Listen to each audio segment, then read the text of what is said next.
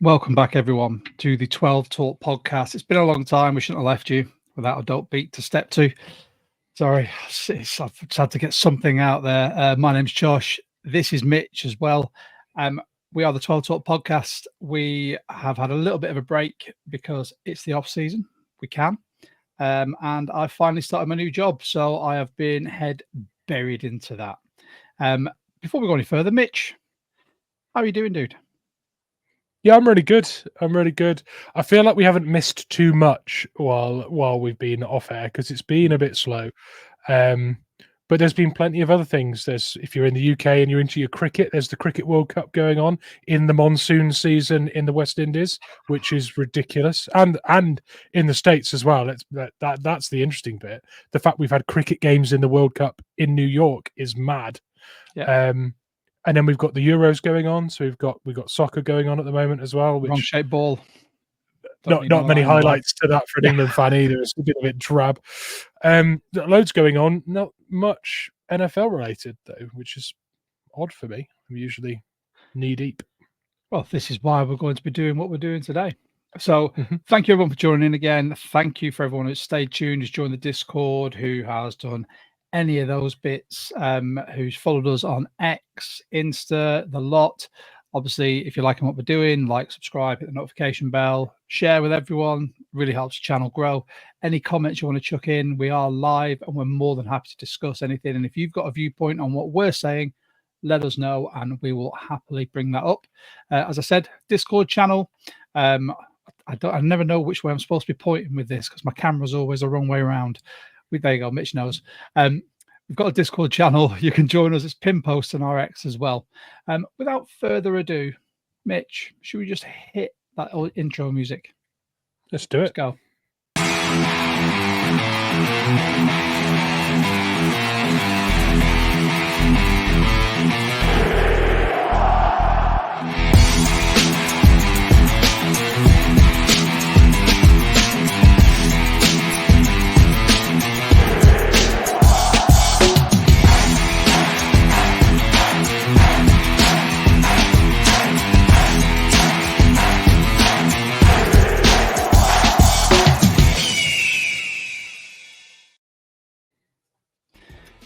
Well, there we go. And just to completely ruin any algorithm, I completely forgot to say what we're supposed to be discussing on this pod to start with in the cold open, because it's been that long. I'm now back to amateur podcaster status.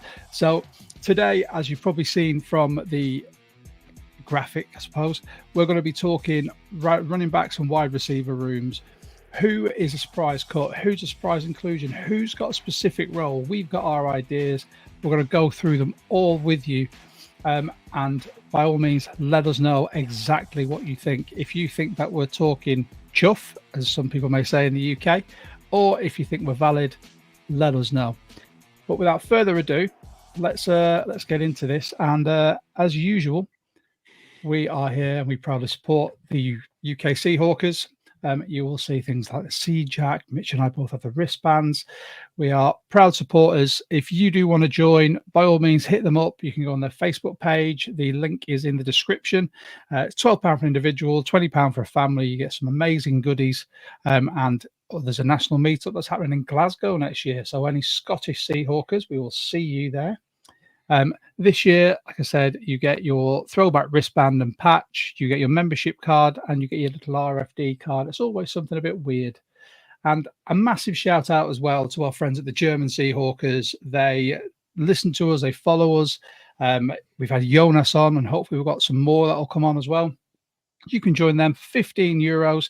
So that's approximately £12.68 or $16. I put pounds there. It's definitely not pounds. $16.06.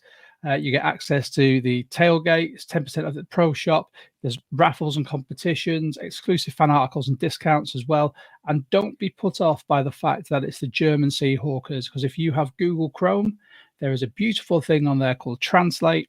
So as soon as you hit on our website, translate it and all the articles come into English. I spent a lot of time recently going through a lot of them and they're fantastic. So big shout out to the German Seahawkers. So Mitch, shall we get into this now? Yeah, let's do it. Running backs, wide receivers. I think we'll start with the running back, shall we? Let's have a quick look at that running back room as it stands. And if I've missed anyone, Mitch, by all means, throw it at me. I've trying to do the graphics whilst also having my brain boggled about work. So the running back room currently, for anyone looking at watching on YouTube, you will see this up there. If you're not watching on YouTube, listening on Spotify, Apple, whatever the other apps are, we'll go through it anyway. The starter, K9, obviously, has to be. Second, Zach Charbonnet. I think this might be a 1A, 1B scenario this season. You're then looking third. I've got Kenny McIntosh, but I know Mitch is going to have some opinions on this. And fourth, I've lumped all these guys together because they're either UDFAs or they've been brought in from the now UFL. So we've got George Halani, we've got Kobe Lewis, Ricky Person Jr., and Tamarick Lewis. Mitch. Now, I have got some stats and facts for a change from various sources, because I'll be very honest, trying to find college stats on some of these guys was a little bit difficult. And you'll see why when we get into it. But what are your opinions on that depth chart, Mitch? Well, you mentioned 1A and 1B for Ken Walker and Charbonnet this year. I actually don't think that's what we'll see. Personally, my take is that Ken Walker will get the majority of snaps throughout a game, and I think we'll see Zach Charbonnet used in certain packages, and I think we'll see Kenny McIntosh in certain packages. But I now, as long as Ken Walker can fit the zone running scheme that they're going to play, he possesses such a threat in open field that playing him as a key component of a spread West Coast offense is it could really ignite that scheme. So I think we'll see him get slightly more of a lion's share. So maybe slightly less than a 1B situation for Charbonnet. But then that implies that Ken Walker never sees an injury this year. So there'll be plenty of opportunities for Zach. Don't get me wrong, he has put on some bulk. The guy looks like an absolute tank right now. If you've seen any of the sort of like the preseason training shots and whatnot, he just seems to have, like, his shoulders have just, there's like an extra few inches on them. His arms look massive. I'm anticipating that he's had to put that bulk on to be the workhorse. And if that's the case, I'm fine with it. Yeah, I could see that as well. There's almost like a no-nonsense kind of approach to this year for Ken Walker. That the locks have gone. He's bold. He's put on some serious bulk. He looks like he's been made and sculpted and just made for the job. Do you know what I mean? There's no sort of thrills now with the appearance. He is just a bowling ball. And I think we'll see more of him as RB1 and used very differently. So Kenny McIntosh, I think we'll see quite a lot of as well. I really think that we can really tap into his skill set this year. He's still a fairly unknown entity to most 12s, actually, because of his injury last year. And it wasn't even in the preseason games, was it? It was in the intra-squad friendly at Lumen, or the skirmishes that they do. So, yeah, he didn't even see preseason action, did he? So lots to be seen there. Regarding RB4, I'm not sure we carry a fourth running back onto the roster this year. I think we see Halani and Ricky Person go to practice squad and hope that one of them doesn't get poached. One of them may go from practice squad, to be honest. Yeah, I mean, when I was sort of doing my research on these, I think we all know K9 by now. Charbonnet showed what he could do. Obviously, he vaporized that guy by the goal line last season, which I think got me off my seat possibly the most. If that was this season, that would definitely be coming into my Here Comes the Boom segment, because the guy was just dusted, folded like a deck chair. And then Kenny McIntosh, I was high on when we drafted him. I mean, you look at what his last season with Georgia, what was it? It was 829 yards of 150 attempts, so 5.5 yards per carry. Not quite as good as his average was in 2019, was a freshman, where it was 25 attempts for 7 yards. Touchdowns, however, rushing in his last season at Georgia, 10 rushing, 2 receiving. You know, he's a receiving threat. He had 43 receptions and 505 yards receiving. I love me a bit of Kenny McIntosh. I can't help it. I just think he's massively he was unfortunate last year, but he could be a massive part of this offense. Yeah, he's a really good instinctive runner as well. Like, one of the reasons he was so good was that field vision and instinctively putting himself in advantageous positions. If he's going to get tackled, then he'll put himself in a situation that he thinks he can get, a tackle he can break, or he had a really high football IQ and field combined with field vision. So it didn't matter too much that he wasn't electric, because he'd get an extra 10 yards or 5 yards on a run just by making really good decisions and timing them well. So there's a lot of potential there for him to be one of the best wide receiver threes in the league, if not the best. Honestly, that's an embarrassment of riches. So that's how I feel there. I think the same. I mean, I think Halani, like I said, I think for this it's going to be between Halani and Person as to who's going to be practice squad and who might get kicked up to the game day squad, depending on injuries. Looking through sort of the stats, I mean, Halani in his last season at Boise State, 7 touchdowns, 748 yards rushing, off 134 attempts. Season before, however, 2022, 221 attempts, 1,157 yards rushing, and 10 tutties. I'd take that. Yeah, he's a good red zone threat. It's an interesting one, because the profile, if you had Halani as RB4, or if Halani saw a lot of game day call-ups to the roster, you'd have 4 very different running backs. You'd have a red zone threat in Halani. You'd see a genuine dual threat in Kenny McIntosh, and some special teams sort of expertise. You'd see a very physical runner in Charbonnet, and you'd see an open field threat in Ken Walker, in a highly athletic, quick threat there. So they're really different profiles, actually. I really like the spread you get with those. And it wouldn't be the first time that someone had a running back on the roster just for red zone situations. Ezekiel Elliott's made a career out of being a short distance, punch it in kind of guy. So, although I think Zach Charbonnet would be pretty upset if short and running situations, we saw the practice squad guy getting the tuddies instead of backing Zach Charbonnet to be physical on a 3-yard run. But it makes for a very good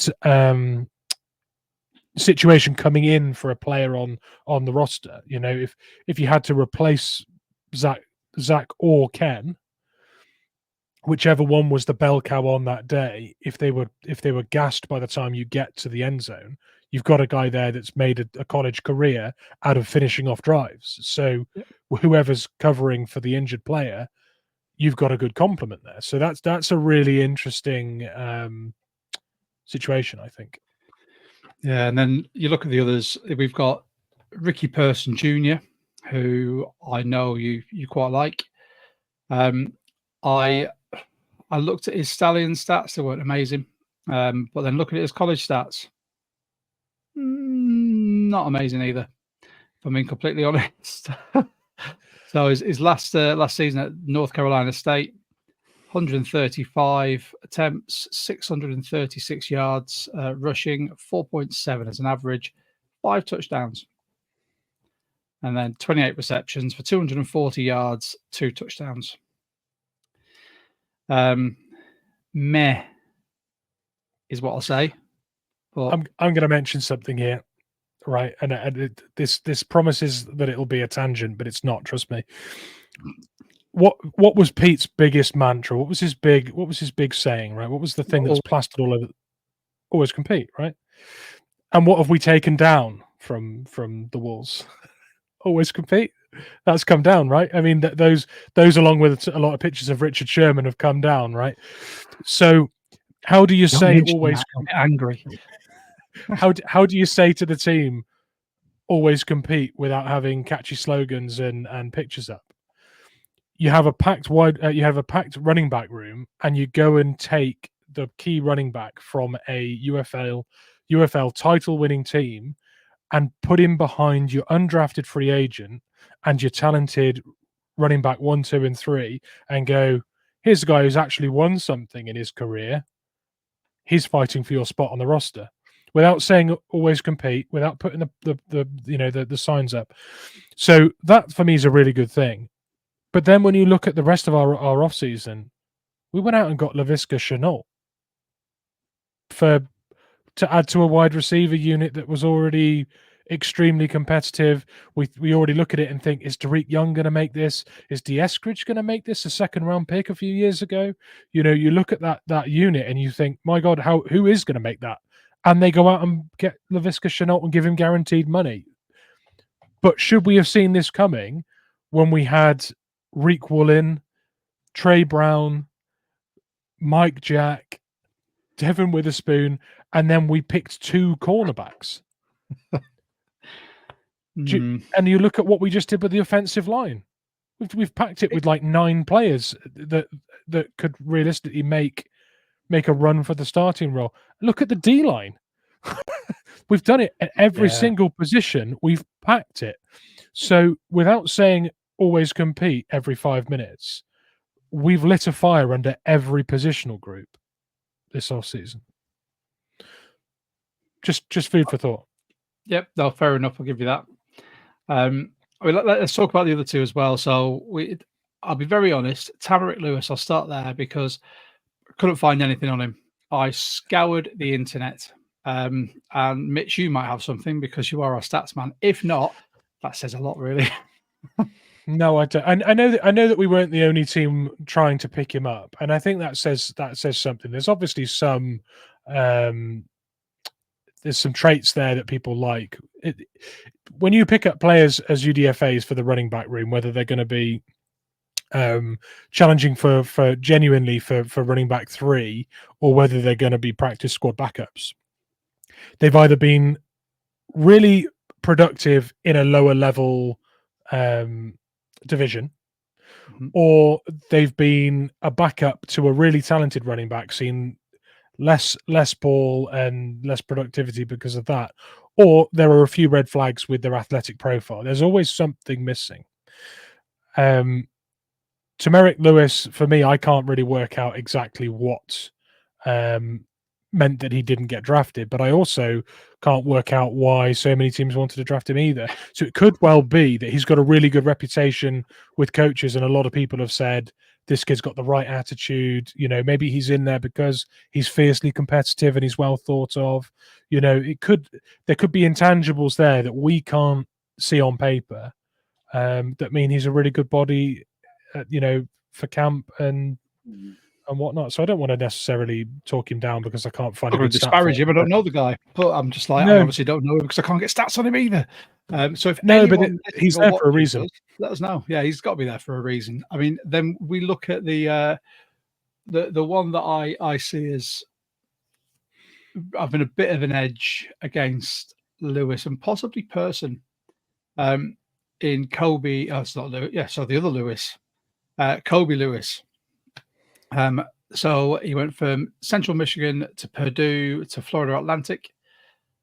His best season was 2019 at Central Michigan, 182 attempts, 1,074 yards, 5.9 yards on average, and 12 touchdowns. Also a receiving threat, I suppose, 23 receptions, 164 yards, and that's a 7.1 average. No touchdowns there, though. I need to do a bit more research, but I'm going to guess it was an injury and obviously entered the transfer portal because his production did dip, especially at Purdue. However, his last season at Florida Atlantic, 85 attempts, 412 yards, 4.8 yards average, and then 3 touchdowns with 100 receiving yards from 18 receptions. Okay, that's fine. But then you throw into the mix kick and punt returns as well. And as we've said before, that's going to be a big thing where the kick and punt return team now is going to be, there's going to be such a strategy behind what they're going to be doing. Having players like this that can give you a different play style when it comes to receiving that ball and hitting a hole. His last season, Florida Atlantic didn't do a lot of it. He had 4 returns for 91 yards, so 22.8 average. His best season, again, was 2019 at Central Michigan. 15 returns, 359 yards, so 23.9 is the average there. Didn't take it to the house, but that is an extra skill set that we're going to be looking at, and I know Harville's going to be looking at that thinking, is that another weapon? What are your thoughts on that, Mitch? Yeah, I think when you're looking at a selection for that backup wide receiver, running back 4 role, the more you can do, the better. And special teams is so key to that. So if it wasn't for the fact that our cornerback room and our wide receiver room has so many returning, talents in that group, I probably would say that it would factor into this decision. But I genuinely think Helani or Person Jr. are probably the two scrapping it for running back 4 / or to be fair, both of those could see practice squad. Honestly, I could happily see Helani and Person on the practice squad. Well, I don't think Kobe and Tameric, I think, are camp bodies at the moment. As it stands. Quick comment from Eric Gilbertson. Caught you all live. Thank you so much for tuning in, dude. He'd like to keep 4 running backs. There have been too many times where our running back room's decimated with injuries and we run out of options. I completely agree. I just think there's going to be better usage of the roster. And as Mitch has said, Helani in Person will go into the practice squad and we'll keep our fingers crossed that they stay there. If not, then there'll be plenty in the free agent market. There's always guys posting Instagram videos going, still at it, and, just waiting for someone to pick up a phone. So that's what I think on that. I think I put them as 4. I put 4 running backs here purely because I just had to group those other guys in there somewhere, to be very honest. And Mitch has said he thinks, again, they're going to be camp bodies and then they're going to go into the practice squad, 2 of them at least. I don't think there's any surprises with who's going to be included, specific roles. Ken Walker's going to get the majority of that. I just want to see Zach Charbonnet making those hard yards up the gut. Kenny McIntosh, I think, will be a fantastic receiving threat there. But then, as K9 and Charbonnet have both shown throughout college and last season, they can also be receiving threats. So, and Grubbs come out and said he wants everyone to be an eligible receiver who can. So let's wait and see. So George Fan. George Fan. You go. Yeah, you've got to give him that contract for some reason, haven't you? With that and the fact we don't know what's going to happen with Abe Lucas, although he is now training without a knee brace and shifting some big tin. So let's have a see. Shall we move on to the wide receivers? Because we'll go on to the perceived depth chart thanks to ESPN. Now, this is obviously all before the season, before all the cuts, and we know exactly what's happening. But we're looking at this at the moment. If we go wide receiver 1, 2, and 3, and then we'll go through the 2nd, 3rd, and 4th string. So speaks for itself. Wide receiver 1, DK Metcalf. Wide receiver 2, Tyler Lockett. Wide receiver 3, JSM. Although you may see JSM taking some snaps off Tyler Lockett this season, I feel. What do you think, Mitch? I mean, the starters are obvious, right? That's a lock. I might have Jackson Smith in Jugba ahead of Tyler Lockett, though.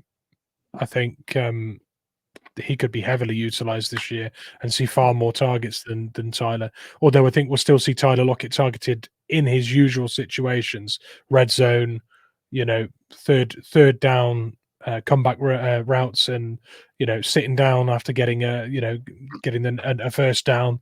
I think those situations are still going to happen a lot. But Njigba, I really do think could be seeing a lot of targets this year. Good. Regarding that second string, sorry, carry on. Are you going to comment on that? No, I'm completely on board with you. I think everyone's waxing lyrical about JSN. He's been hitting the gym. He's making all the right noises in training camp before. I put that Tyler Lockett there more out of loyalty as wide receiver 2, but I do genuinely see JSN moving up to wide receiver 2 as Tyler Lockett eventually starts phasing out, because I reckon he'll probably have this season, possibly one more season, and then he'll call it quits. Now, second string. In no particular order, really. These are just second stringers.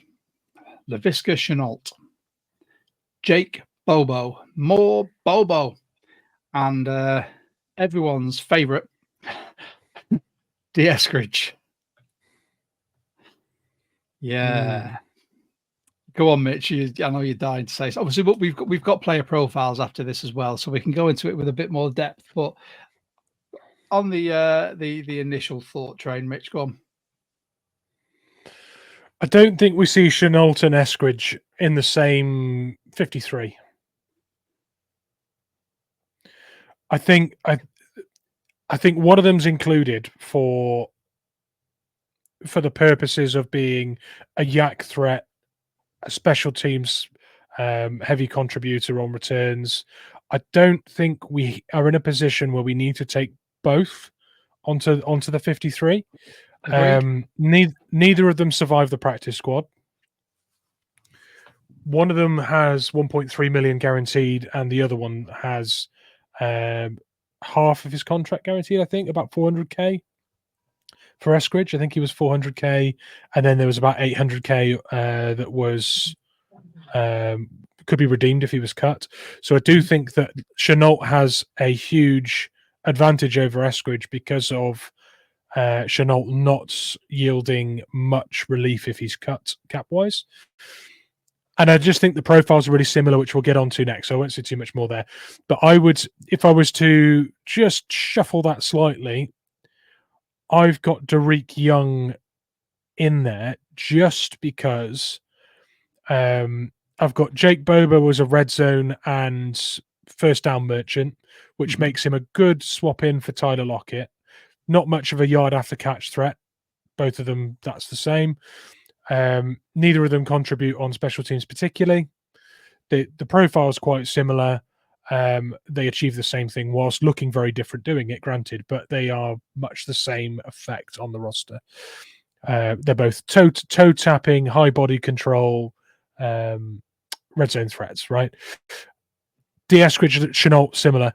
There's no actual replacement there for DK Metcalf as the physical, large wingspan, athletic, quick receiver, apart from Derek Young. So I think Derek Young deputizes very well for DK Metcalf if he misses time or gets himself suspended. But yeah, exactly. Skill set, I think we said this sort of last season as well. You look at it sort of who we've got, and they're very similar to the starting counterparts. And I completely agree with you about Derek Young. Just one comment that we just had from Gary Swain on YouTube. Eskridge will only make it if he lights it up as a return specialist. I agree wholeheartedly, Gary. I completely agree. And it won't just be if he lights it up. He'll have to light it up significantly better than Shenault, because Shenault is guaranteed money and Eskridge is not. So if we decide to keep D. Eskridge and cut Shenault, we have essentially paid D. Eskridge more money. Well, not physically, but we've paid more for that wide receiver spot on the roster, if that makes sense. We might as well put Shenault's guaranteed money next to Eskridge's name without him receiving it, right? So completely agree. Good point, Gary. we'll rattle through the rest on this, because then we've got some player profiles, and Mitch has done some handy dandy visuals for it as well. Very impressive, everyone. So if you are listening, by all means, jump over to the YouTube and have a look at them. We've got Aesop Winston Jr., who we had last season, I believe. It's a camp body. And then maybe on the practice squad, Cody White, who, again, keeps coming back. That's like a Tyler Mabry of the wide receivers. Is my favourite to land on the practice squad and stay there as well. I think we could see some Cody White this year. And then we've got 2 UDFAs in Hayden Hatton of Idaho, and we've got D. Williams, who we will come on to, because I know Mitch has got some stuff to say about Williams. So, shall we get on to the lovely graphics? Let's do it. Now, I've gone too far. Oh no! That's what happens. I'm just going to spoil it for everyone watching now. All the spoilers. Every time I do it, I've just got itchy trigger finger. That's what it is. So for anyone who isn't watching on YouTube, so you'll see in the top left-hand corner, and just to put it out there, this was all working swimmingly. I had the perfect layout for all of this until we got to some of the later wide receivers, and it all went to pot. So Mitch has put together in fact, Mitch, no, you tell everyone what it is. So we've got some diagrams here. You'll have seen these from college scouting profiles, where you'll see hand size and weight and height and 40 times and vertical jump measurements and things all put onto the same diagram, so you get a span of where players' strengths and attributes lie, right? So with there being such a competitive scramble for 5 or 6 spots in our wide receiver team, I thought I'd point out on these diagrams a scale of 1 to 10 for each of these categories, and just see which diagrams look most similar, because I feel like there are some candidates on the roster that they're not the same player, but they excel in the same areas, like contributions to special teams or yak threats or the slot or red zone threat, etc. So if certain players all have the same strengths in those areas, these diagrams will look very similar. So we started with DK Metcalf, which is a really good place to start.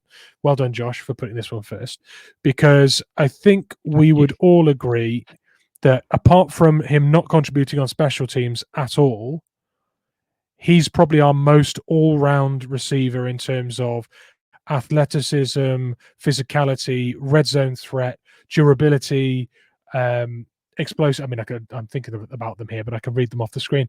Explosiveness, size. I mean, when you look at this chart, it's out of 10. We've got 10 for size. We've got 10 for explosiveness, 8 for yak, 9 for durability, 8 for red zone threat, 1 for returns and teams, and then we've got him at 2. We've got him at 4 rating for in the slot, because when we have seen him making runs across field and on diagonals, he's actually excelled. Mm-hmm. He's been really difficult to match up with in that area. So our most rounded player has the most rounded looking graphic, and that shows me that it's working. What do you think? I completely agree. Like he's, I don't think anyone would argue he is the most explosive wide receiver we've got. He's proven to be durable. He is a massive red zone threat, but I just hope we get the balls up for him to go to, rather than trying to aim low at him all the time this season.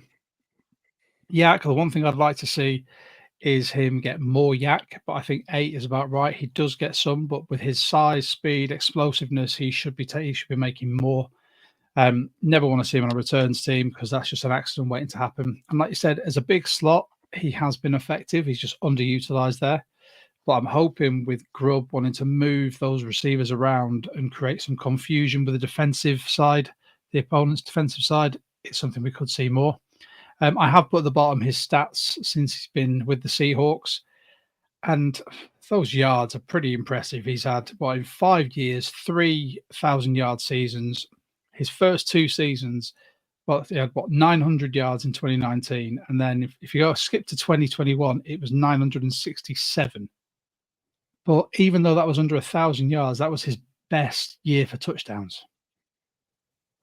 And then he's had, so touchdowns, you go 7, 10, 12, 6, 8. I'm hoping that he gets double digits this season again, and over 1,000 yards. But any talk, and I'll put it out there now. Anybody who entertains these trade DK Metcalf talks, get in the bin. When you draft a wide receiver like that, where we did in round 2, when he's potentially a first round talent, keep him for as long as you can, because we don't want to be going up against someone like that. Would you like to move on to the next one, Mitch? Yep, let's move on. Who we got next? I don't know. I've seen it at a glance, but I can't remember the order we went in. So I'll press this very lightly so we don't skip too far. Gentle touch is what I'm known for. There you go. It's not true. And here we go. So this one's a fun one, because if you were to go back 5 or 6 years, this diagram looks extremely different. Mm-hmm. And you can see, for anyone watching on the YouTube, you can see how thin that diagram gets at yak and returns / teams. When in previous years, those would have been really high scores. I mean, we all remember his bursting onto the scene, returning a kick for 6, right? He went house call on his first touch of the ball for Seattle, right? I believe. Return. Yeah. So his weakest point, one of his 2 weakest points there, used to be his speciality. And when you look at Yak as well, with how rapid he was and how good he was at, not necessarily breaking tackles, but he was super elusive. He'd be able to beat a man with his athleticism. He doesn't really do that anymore. So what we've got left on that diagram are the things that we're still paying him to do. So if I told you that his durability and his threat in the red zone were, I mean, if I said to you as well, without telling you the name of the wide receiver, this person has a high red zone threat and high durability, you'd either say DK Metcalf or you'd say Tyler Lockett, right?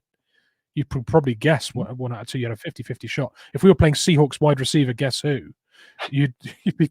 Yeah, I think the caveat needs to be, if you base this on the last couple of seasons, because previously, if you looked at his, like I said, his early Seahawks career, like I said, that return teams, that would be up at an 8. Yeah, you'd almost have a fully circular diagram. He'd be really high scoring on everything. And then the last couple of seasons, he's gone, I'm getting old or getting on a bit. I want a career after football. I don't want to get smacked in the mouth every time I catch the ball. So I'm just going to take the ball and hit the deck. Yeah. Which, you know what? Self-preservation. No, you do you. The longevity. And when you just look at his, since 2018, when he came to the fore properly, he's had nearly 1,000 yards. Well, 1, 2, 3, 4, 5, 6 1,000-yard seasons, near enough. He had 965 in 2018. And then 2019, 20, 21, 22 were all over 1,000 yards, with 2021 being his best at 1,175. Last season, bit of a dip with 894. But still, the guy is just, he's Mr. Reliable. He's hardly ever injured. If you throw him the right ball, he's going to come down with it. There's a reason why he needs to retire a Seahawk. He is Mr. Seahawk at this point. And I'm pretty sure there are a lot of teams around the league that would like someone like that, but I would like him to retire a Seahawk, please. Especially on the money he's now being paid as well. Like the cap hit that he has now is reasonable for what we're expecting him to provide, which everyone feels better about. And also, it's just enhanced everyone's love for him, I think. Well, I think it also helps that every new player that Seattle get, he's going to be helping them find a house. So it's like, just don't pay me all that money. Just every time someone comes over, just point them my way and I'll help them buy a house. I'm pretty sure, unless he's already done it, he's on the hunt for Coach Mike's house. Let's move on to the next one. Yep. JSN. Look at him. Fine figure of a young man there. The floor is yours, Mitch. Yeah, this actually is pretty rounded. The only real low score here is return and teams, and he's not the huge explosive athlete that some of the other candidates are. He's also highly valuable to us. He's going to see contact in the slot, so we don't necessarily want him taking more bumps and bruises on teams. So he could do a job there, but we wouldn't rely on him for it. However, he's got very good scores there for slot, yak, durability, red zone, explosiveness, and size. And some people might raise an eyebrow there for rating him fairly well for durability, considering he broke his wrist just before the season started. But let's not forget the fact he had surgery. Was it 2 weeks before he missed? It was the first. I think it was in the first game against the Vikings in preseason. So he missed 2 preseason games following. It was either 1 or 2, and then made it back for the first game of the season. So whilst he did get injured, it's not like it's a reoccurring muscular injury or something like that. This was literally a broken wrist, and other people may then mention his hamstring that ended his last college career, season before we drafted him. But I'm not listening to this, people. That was college, doesn't matter. He's in the NFL now. Yeah, it doesn't matter. No, I do think he's highly durable. Once he was back with us after that the wrist injury, he was pretty much a mainstay, wasn't he? He didn't he missed any time. So really rounded. Big things. Agree. Like I said, really rounded. Oh, I have just noticed after looking at this graphic that I did, he's got a Dallas Cowboys tattoo. Yes, he does. And as 2 podcast hosts that are quite heavily tattooed, I can honestly say that is an awful Dallas Mavericks tattoo, not a Dallas Cowboys tattoo, not just because it's the Cowboys, but it just doesn't look very well lined. Anyway, less tattoo talk. More, we love JSN, but please get that covered up. Thank you, please. Next, more Bobo. Yeah, Jake Bobo. Now, the thing I want to say here, I don't know where exactly you put Ricky Hatton. Ricky Hatton. Hey. Ricky Hatton. That's a boxer. I don't know where you've put Hatton on this slideshow, but Hatton and Bobo have a really, really similar graphic here. Do you remember where you put Hatton on this? Would you like me to flick ahead? Yeah, flick on. Just see if we can find where he is. Right, Hayden Hatton. There we go. Yeah, so it's a remarkably similar pattern on that graph, and that is really telling. I think the reason Hayden Hatton wasn't drafted is extremely similar reasons to why Jake Bobo hadn't been drafted. We've picked up 2 guys with a similar skill set, with the similar things missing, which is essentially explosiveness and yak threat.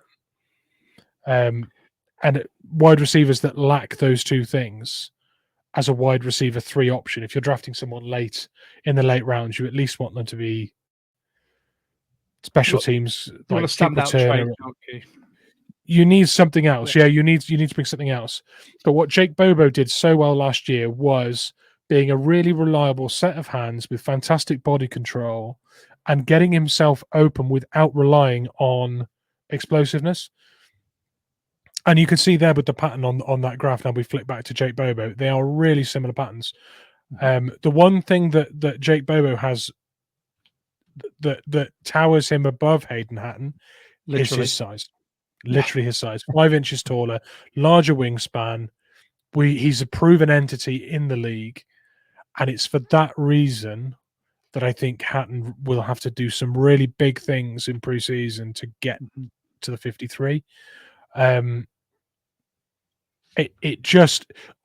situations you would want to see Hatton used in are the same ones you'd see Jake Bobo in, apart from Jake Boba will get out there as a willing blocker and enjoy it every single time.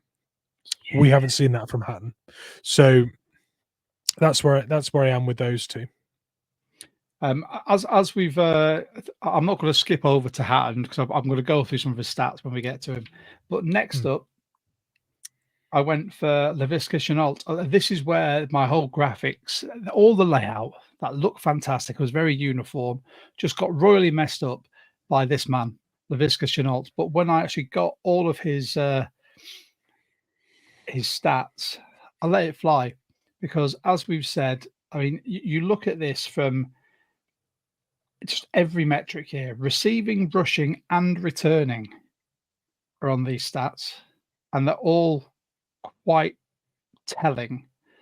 When you look at receiving, I mean, his best season was 2021 with the Jags, 619 yards off 100 targets, so 63 receptions, 0 TDs though. He's not exactly a TD machine there. Rushing, which is something that you're going to have in your toolbox if you want to be part of this team now. Even there, his first season, 2020, 91 yards off 18 carries. Again, no TDs. Did score one rushing tutty for the Carolina Panthers. And then returning last season and the season before for the Panthers. So last season, off 6 catches, he got 167 yards with a longest of 37. Now, you can see why they brought him in. When he offers you a consistent pair of hands, he's available in the rushing game, and he's a returner. Mitch, would you like to go through your handy-dandy diagram for him? Yeah, it's interesting because you mentioned there, based upon the stats, that he's not really a touchdown threat. And without really looking at stats, I'd ranked him very, very low as a red zone threat. And I know red zone threat and touchdowns aren't necessarily the same thing, because some players can punch it in from, as a deep threat, or they're breaking tackles and making long slaloming runs. But he's neither of those things. He's a toolbox, I think. Which means that he can, again, be brought in to cover multiple players in the system. He provides a really, really interesting return threat with the new return rules as well. Having two back, not having gunners that are going to be shooting into him as he's receiving it. He's actually going to have a bit of time to set up his angles and use his outstanding speed, to attack a gap. And I think we can scheme up some great stuff with Shenault. And also, having running backs that are also receiving threats. No reason you can't line up Laviska Shenault, as the running back, and then, have him shoot through a gap and be, a check down with upside and yak threat. So there's a lot they can do with Shenault that gives him an edge, in my opinion, over his big threat for his spot, which is D. Eskridge. Yes, ma'am. D. Eskridge. Yeah, Going very much back to see, it's like I knew. It's like we'd rehearsed this. It's not. We just good. We know this very well as podcasters. Going back to what Gary said, Eskridge will only make it. Hang on. If he lights it up as a return specialist, in my opinion. I'm sorry, I've been burnt too many times. He's hurt me too many times. And I think it just shows the fact that the man, he spends more time riding the pine or on the physio table than he does on the field. I'll just quickly run through his stats. Don't worry. This is going to be a short segment. There's not a lot. So over the past 3 seasons, he has a total of 122 yards and 1 touchdown. Bear in mind, he was drafted in the 2nd round. And then rushing, he has a total of 74 yards. Returning, of kickoffs, he has a total of 428 yards off 17 returns. Mitch, you want to take over because just talking about D. Eskridge makes me sad. I don't want to cry on a podcast. So the floor is yours, sir. Well, I yawned while you were reading the stats. I was fighting it because I didn't want to yawn. I was trying really hard to. You can see a yawn in someone's eyes where they're like desperately tears fighting streaming. it. Yeah. It wasn't you talking. It was more the content. I think reading D. Eskridge's NFL stats to this point are dull, uneventful. Let's not even talk about who we drafted him over. Let's not. That will make me cry. Yeah. And here we are with a guy that we've set up this year to be very easy to cut. He's got competition all around him. It's time to show it, man. It is last chance saloon for D. Eskridge. Will he be an NFL wide receiver, or will he end up in the UFL in a year's time? We will find out this year. Or we can find out very soon, actually. Sorry. Yeah, let's not. Allegedly, blue sky thinking. That's all this is. We'll cut that. Yeah, there's a chance for him. There's a role on the roster for a wide receiver like him, but we have recruited a guy very similar to him that has had meaningful snaps in the NFL and has to some extent proven some worth. Laviska Shenault has serious upside because no scheme he's been in so far has managed to repeatedly put him in situations where he can use that skill set. D. Eskridge has just not been available enough to be targeted to play to skill set. Is availability, and that is the ability this man lacks. So. That is another factor for me that weighs in heavily when deciding which one of these players we carry onto the roster. One guy has stood up to it and one hasn't. So a quick comment from C32 Tev. I'm sorry if that's wrong. You're going to have to tell me how it should be said in the comments, or just your name's cool. With the new kickoffs, I see McIntosh and Shenault on return duty. Completely agree. Laviska's contract is Eskridge's ticket out of Seattle. My friend. That not Jonas Meister? I don't think it is Jonas. Oh yeah, sorry. I've not got my glasses on. You can tell I've got very tired eyes. I was looking at. Hi Jonas, how you doing? Oh, so anyone that's Jonas, he was a guest on this. Go check out that pod. Member of the German Seahawkers, absolute legend. Hi Jonas. Yeah, I'm sorry. I will freely admit that picture did not look like you because I'm used to seeing you wearing a Seahawks cap in pretty much every picture now. But you are very right. We completely agree with you, and I owe you a beer when I come and see you in August in London. Next up, D. Williams. Now, I've put him in here as wide receiver, even though he's down as a defensive back. And the reason for that is mainly due to what he's going to be used for. But Mitch, I will let you wax lyrical about this gentleman. Yeah, I mean, he's everything we've talked about with Eskridge and Shenault in terms of return specialization and a bit more. Like he is absolutely electric. If he's on our roster, he is top 3 return specialists in the league. Genuinely. The big question is, do they want to have a guy that is that niche on the roster, or would they rather have someone like Eskridge or Shenault that can be more useful in more situations, provide more cover? If they feel like they've got enough cover with 5 wide receivers and 3 running backs, with 2 on the special teams on practice squad, there could be a spot for D. Williams, genuinely. But what he can contribute to the roster on offense and defense, I don't know.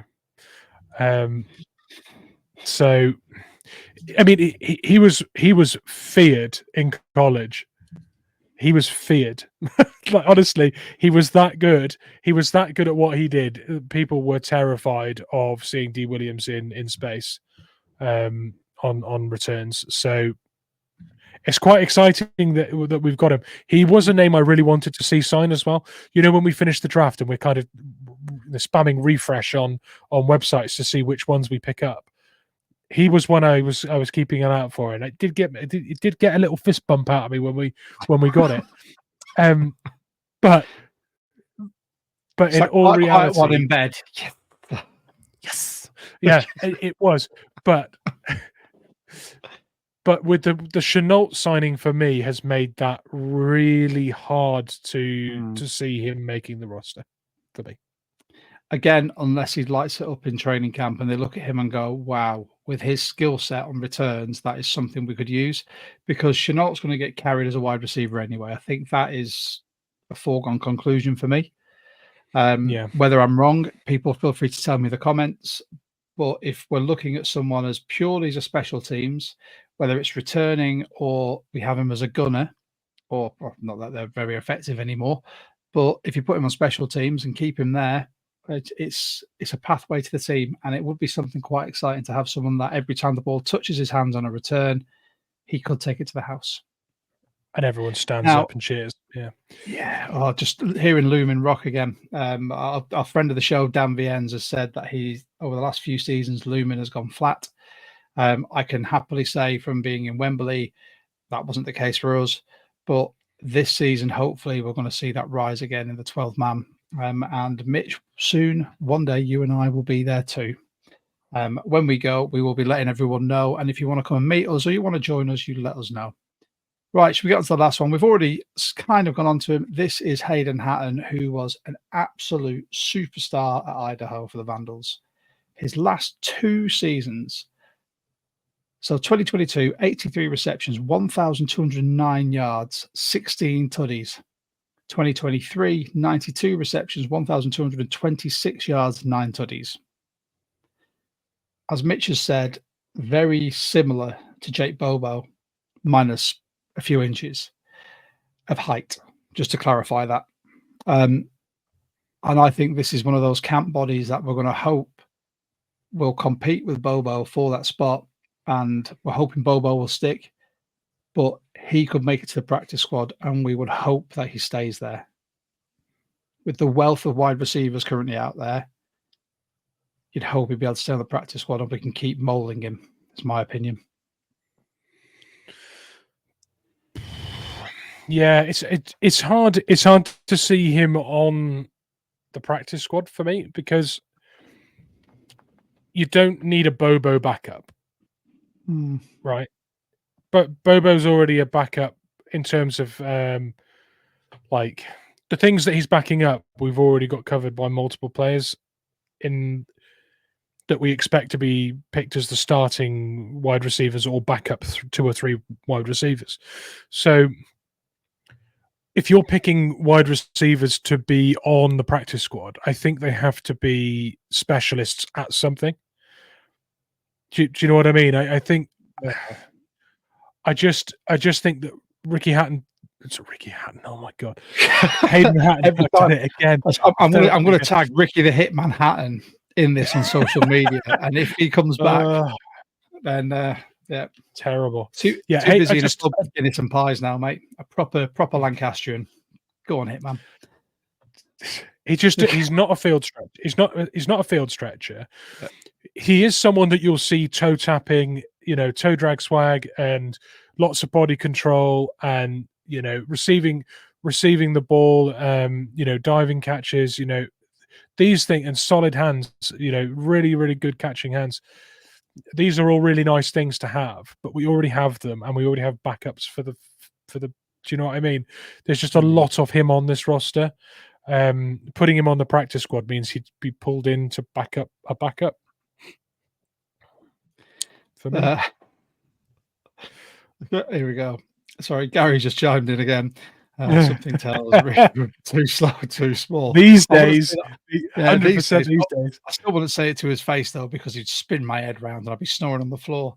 I 100%. mean, with that, we've got one left. And then Yeah. we've got another comment that I really want to get to because it really makes our day having that type of feedback. Derek Young, Mini Metcalf, in my opinion. I think the overriding thing here you see, and I'm just going to chime in here, is durability being at 2, which is spot on. There's theories about that for me. Is that coming from a school like Lenore Ryan not being conditioned properly to play this level of football, and it's having its toll on him? I just want to see him do something that seems every year we talk about him. We're waiting for him to have some sort of breakout game. It's just not happened. And yeah, so he's been with us for 2 seasons, be his third, and we've only got 1 season's worth of stats, and that's 2 receptions from 2 targets for 24 yards. Yeah, That's a man on the bubble for me. it's a man on the bubble, but let's not forget that if you look back over the last 2 or 3 years, outstanding contributors on teams, players like Balor, players like John Rattigan, Derek Young's in that conversation. He's in that bracket of super consistent, really athletic, reliable when not when not banged up. He provides a lot of value on teams, albeit in the old returning system as a gunner. He's a very interesting weapon for Jay Harbaugh to have on teams. I think he edges the 6 for me as a like for like, albeit a B-list version of, or possibly C-list version of DK Metcalf, but he has an awful lot of value outside of just that. He brings more to the fore than just that for me. Just sign him to the roster and then put him on IR for the rest of the season, because that's where he'll be after a few games anyway. So Gary's saying again, could this be the year he finally breaks out? He has the potential, just injury prone to date. You're very right, and it's unfortunately it's I'll say it again, best abilities availability, and he's not available to prove what he can do and why we drafted him. With that, Mitch, that was our running back and wide receiver breakdown. Surprise cuts.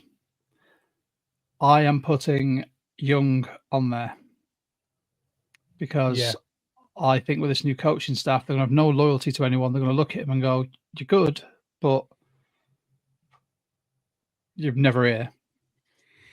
Eskridge, not a surprise cut. Just gone. Yeah. Well, I think he might be the only surprise cut there. I think he's the only candidate. I think anyone else. Oh, actually, maybe Jake Bobo. Ooh. Okay, it's going to get some hate. I don't want to be that guy. I don't want to be that guy because he's so popular. But it, depending on what this new system looks like, if they're playing, no, but he's so good on screens and blocking. I just no, do you know what? As a wide receiver, he ain't going. The entire fan base would be shocked if he was cut, right? So okay, there you go. There's my surprise cut, Jake Bobo. Oh, cool. Right.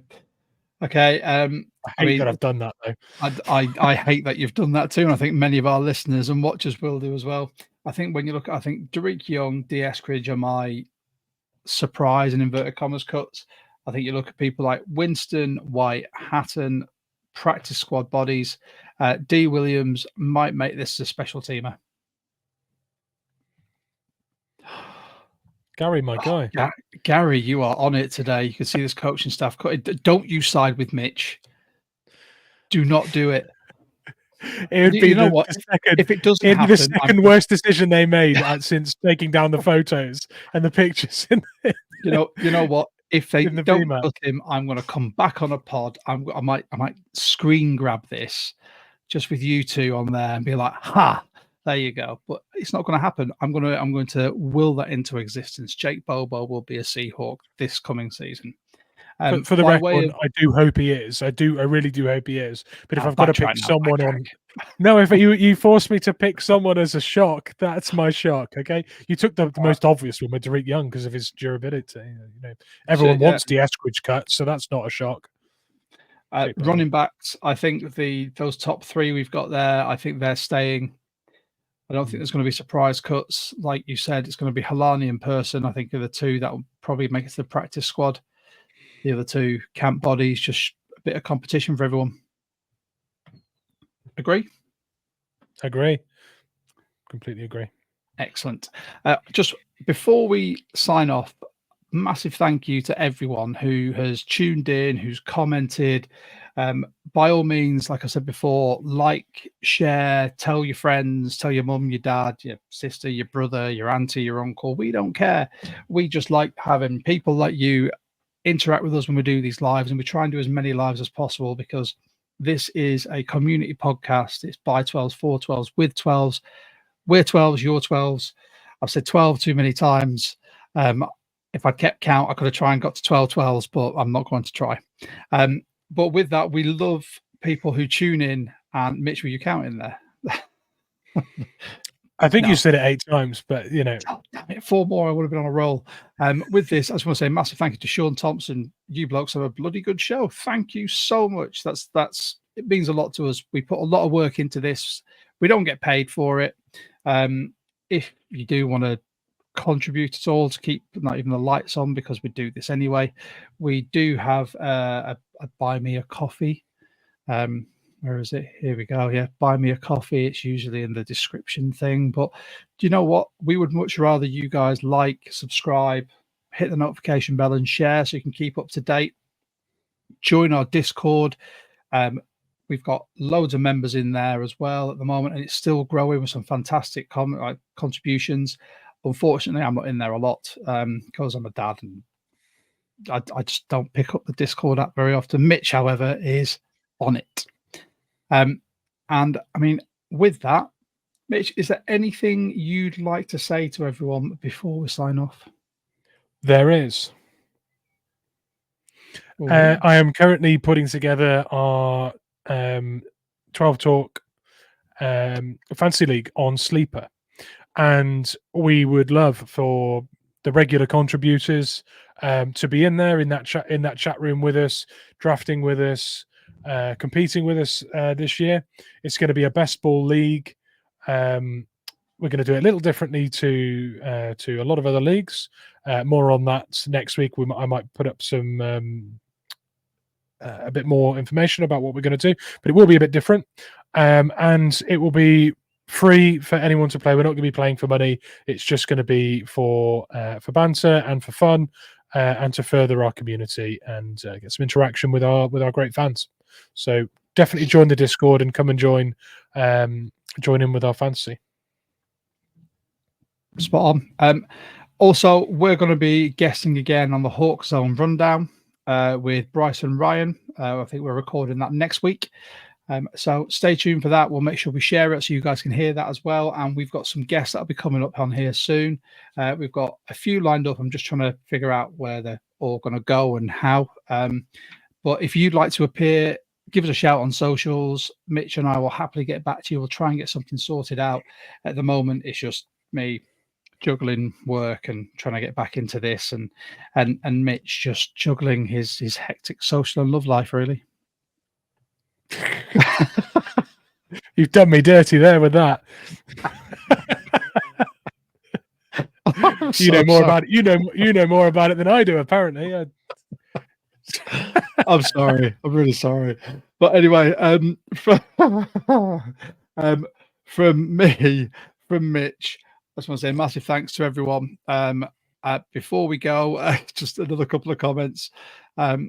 So thank you very much, Gary. You can see the amount of work you guys put in. It means a lot. The pride, and you don't have socials, sorry, but Gary, message us somehow. Whether it's going to be on here or whatever, we'll find a way and we can get you on as a guest as well. But without further ado, Mr. Mitchell, are we going to sign off with a little bit of Slim Jennings and a massive Go Hawks? I can't think of a better way. Let's do it. Beautiful. Right, have a great weekend, everyone. Go Hawks. Go Hawks.